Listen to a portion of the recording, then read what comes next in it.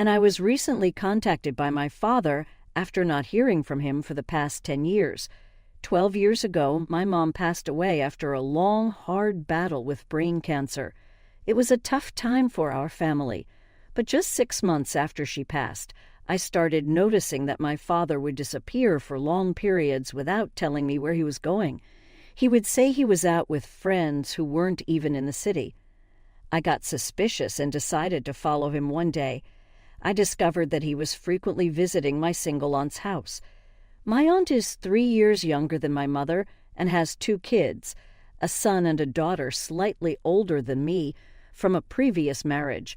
She got divorced after just a year, and her ex-husband didn't want custody, so she raised the kids with the child support and alimony she received. Money was never a problem for her because her ex-husband was wealthy. My mother and aunt were very close, and my aunt supported my mom until her last breath. So it was shocking to see my dad visiting her. After a few days of following him, I finally mustered the courage to ring her doorbell and find out what was going on. When my aunt opened the door, I confronted them both. I asked why my father had been lying about where he was and why he was visiting my aunt so often. They finally told me they had been in a relationship for the last couple of years since my mother's diagnosis. They hadn't wanted to hurt my mom or stress her out more during her limited time, so they kept their relationship a secret.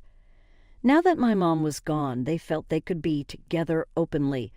My dad expected me to understand, explaining that it hadn't been easy for him to deal with my mother's condition after so many years together. He said he was already grieving when she was diagnosed and found solace in talking to my aunt, which gradually developed into a relationship. I was obviously pissed and left that day with no intention of ever interacting with my aunt again. They tried to stop me and talk to me, but I just left, telling them they disgusted me and that both of them had betrayed my mother in the worst possible way. I'm not proud of it, but I cursed at both of them before finally going back home. When my dad came home later that evening, he told me my behavior at my aunt's house was unacceptable and that he wasn't okay with me stalking him for the past few days. He expected me to apologize, but I refused. I told him he could continue playing happy family with my aunt because I was moving out and going back to college. I had taken a break from college to be with my father during this tough time, but when I realized he had already found someone, I was so disgusted I didn't want to stay. After I went back to college, my dad sent me an email saying he was selling the house I grew up in and moving in with my aunt. He hoped I would accept that he was trying to move on and be happy, but since I hadn't and hadn't reached out to apologize, he thought we shouldn't interact for a while. He said my aunt and cousins didn't want me to visit them, and he agreed with them, so I was banned from their house. It was unlikely we would see each other anytime soon. That email broke my heart, but it is what it is, and I didn't bother replying to him. My parents and grandparents had set aside a college fund for me, which I got access to when I turned 18, so I didn't have to worry about my expenses. Once I graduated, I started working immediately because I didn't want to rely on my grandparents for money anymore. I was just 20 years old and hoped my father would eventually come to his senses and leave my aunt so we could sort things out. But that never happened. When they went public with their relationship, everyone in my mother's family cut them off, even my grandparents. For the past 10 years, I had no contact with either of them and didn't know what they were up to. I heard they might have moved away, but I was too busy to follow up. Even though I missed my father, I never tried to get in touch with him. About a week ago, I received a call from my father after 10 years of no contact. At first, I didn't recognize the number, so I let it ring. When he called again, I answered, and hearing his voice left me numb. He told me it was very important to talk because he needed my help and had no one else to turn to. He was in a retirement home and had been there for 3 months because of my aunt and her kids who had taken things too far. After going public with their relationship, everyone cut them off, so they moved to the suburbs to get away. Things were fine for a while since her children were grown and only visited once or twice a month, but every time they visited, they took money from my dad and aunt to fund their lifestyle. After a few years, my dad told my aunt he couldn't support this behavior anymore. My aunt insisted that as parents, they should support their children no matter what. After many fights, they agreed that my dad would stop giving money, but my aunt would continue. This went on for a few more years until a few months ago, when her kids demanded an exorbitant amount of money to start their own business. They didn't want to invest their own money, so they asked my aunt and my father to invest. My aunt tried hard to convince him, but he refused until he was sure they could succeed. They had no practical knowledge and didn't even have a proper business model. Their fights escalated, and eventually my aunt decided she didn't want to live with it anymore. Since they were never married and the house belonged to her, she kicked him out. For the past couple of months, he had been living in a retirement home. My cousins were treating him nicely to get money for their investment, but a few weeks ago, they gave him an ultimatum.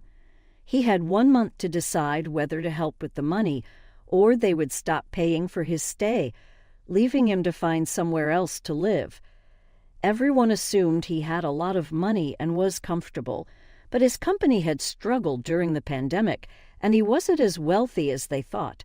There was no way he could come up with the money they were asking for, even if he wanted to. Now he was in a difficult position, losing on both sides, and he didn't know what to do. He called me for help because he thought I was doing well and might buy him something or let him stay with me for a few months. He needed time to figure out a way out of his mess. Even though he said he wouldn't invest in their business, he was sure my cousins would ask him to pay back the amount they had spent on his stay. It was a whole mess, and just hearing about it made me sick. I couldn't believe people could stoop so low. I told my father I needed time to think about it, but honestly, I don't think I can help him. Yes, I'm doing well, but we haven't been in touch for the past 10 years. I don't want to go out of my way to help someone who never bothered to look out for me when it was his turn. So, after telling him I'd think about it, I blocked his number a few days later. I'm already swamped at work and don't need this added stress. Besides, I have my own life to manage and need to save for my future. My boyfriend and I have been together since college, and we're planning to get married in a couple of years. Right now, we're living separately because of his work, but soon enough he will be back and we will be living together. I won't be able to support my father financially or by letting him live with me, so there's no point in helping him now only to kick him out later. Instead of putting him through that, I'm choosing not to help him at all. He can come clean and let everyone know he doesn't have the money they think he does because his company hasn't been doing well. After that, he can use whatever money he has to rent an apartment. I think that's a fair solution. However, after I blocked him, he decided to reach out to my grandparents. Now my grandparents suddenly think I should sort things out with my father before I get married. They believe I should give him a second chance by letting him live with me before he finds an apartment. I find their change in behavior very weird. They have always told me never to forgive my father and my aunt because what they did was unacceptable. Now they think I should make amends with my father and bury the hatchet.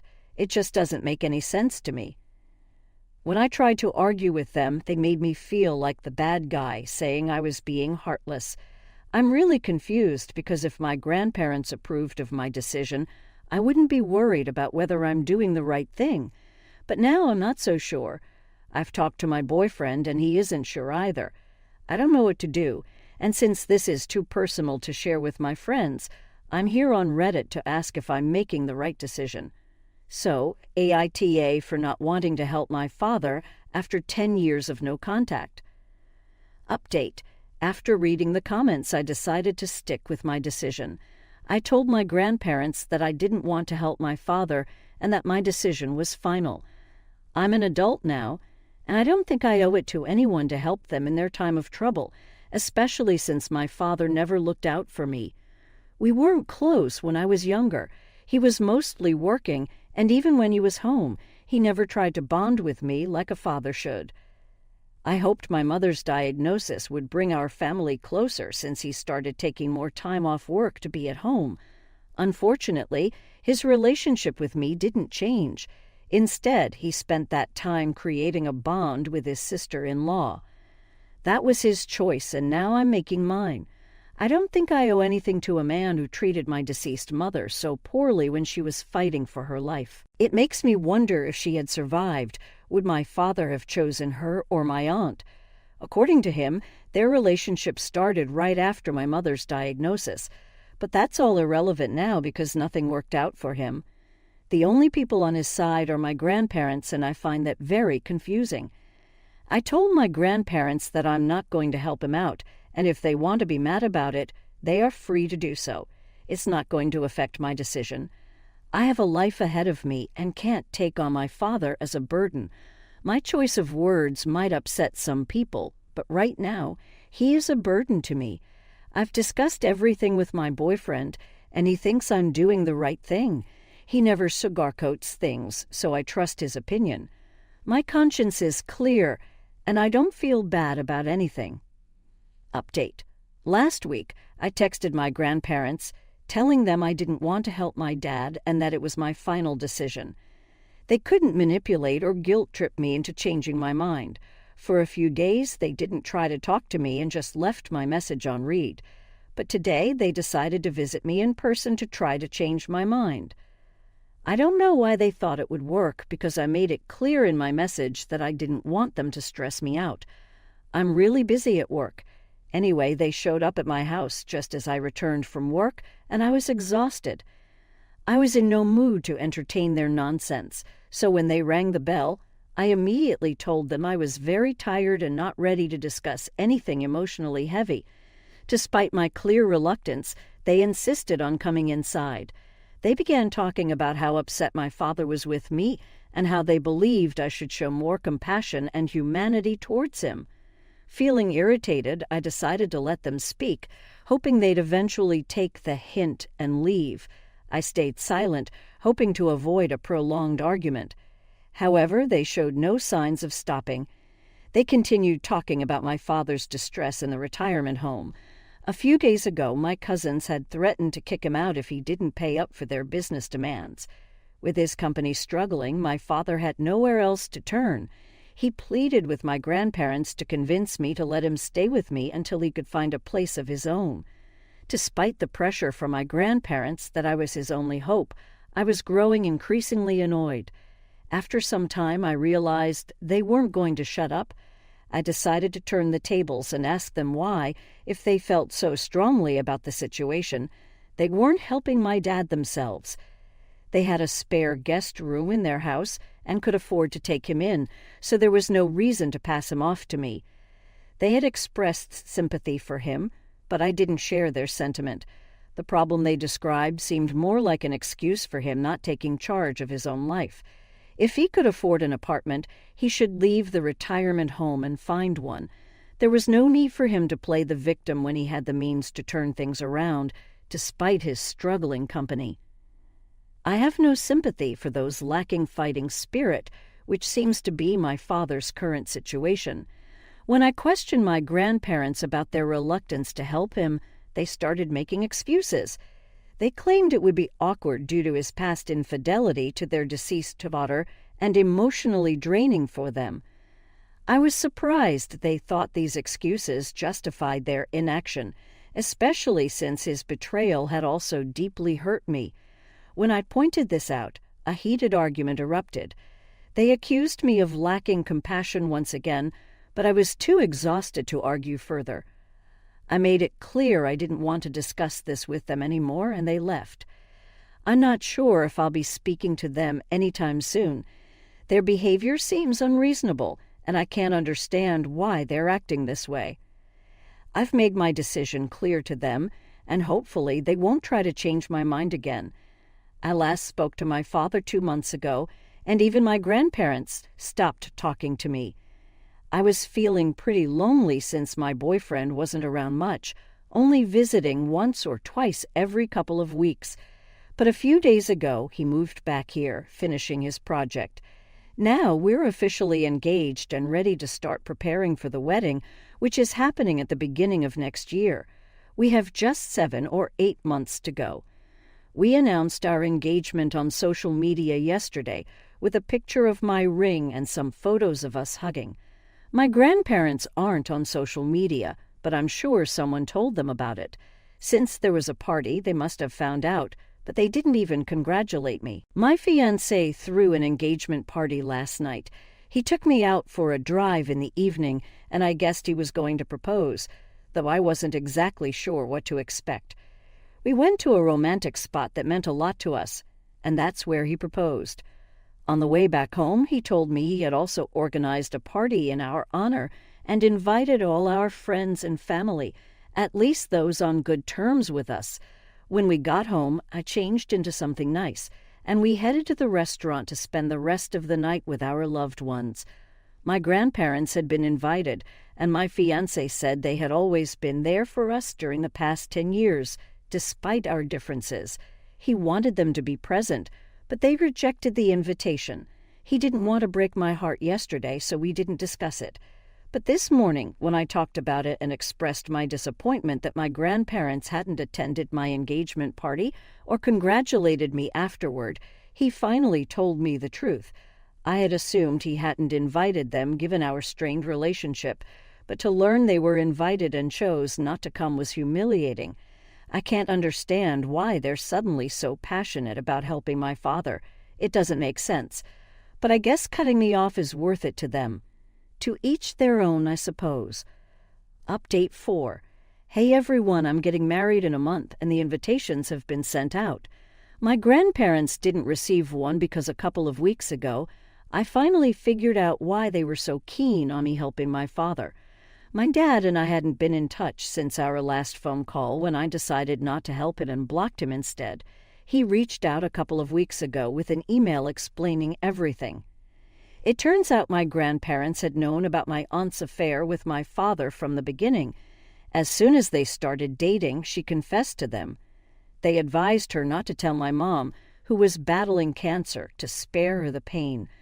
They maintained a facade of disdain toward my aunt and dad over the past 10 years to avoid alienating me. This betrayal shattered my trust in them, and I'm relieved they're no longer in my life. They deserve each other. My father had manipulated my grandparents into pressuring me to help him.